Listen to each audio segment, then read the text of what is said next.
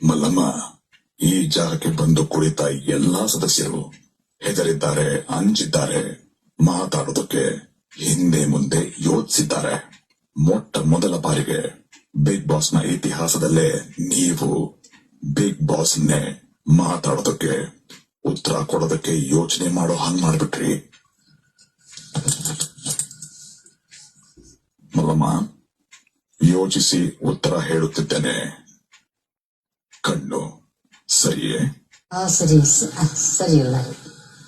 ಮಲ್ಲಮ್ಮ, ನಿಮ್ಮ ಒಗಟಿಗೆ ಉತ್ತರ ಹುಡುಕೋದಕ್ಕೆ ಒಂದು ಚಿಕ್ಕ ಸುಳಿವಾದ್ರೂ ಕೊಡಬಹುದೇ?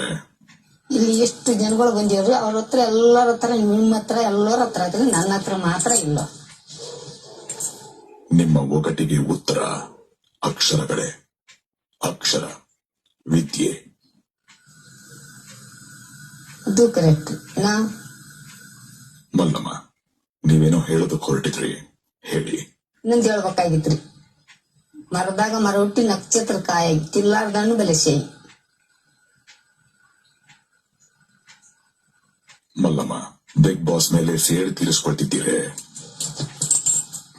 ಈಗ ಸ್ವಲ್ಪ ನನಗೆ ಅರ್ಥ ಆಗುವಾಗೆ ನಿಧಾನವಾಗಿ ಕೇಳಿ. ಮರದಾಗ ಮರ ಹುಟ್ಟಿ ನಕ್ಷತ್ರ ಕಾಯ ತಿಲ್ಲಾರ್ದಣ್ಣು ಬೆಲೆ ರುಚಿ. ಮಲ್ಲಮ್ಮ, ನಿಮ್ಮ ನಮ್ಮ ನಡುವಿನ ಈ ಒಗ್ಗಟ್ಟಿನ ಯುದ್ಧದಲ್ಲಿ ಬಿಗ್ ಬಾಸ್ ನಿಮಗೆ ಶರಣಾಗುತ್ತಿದ್ದಾರೆ.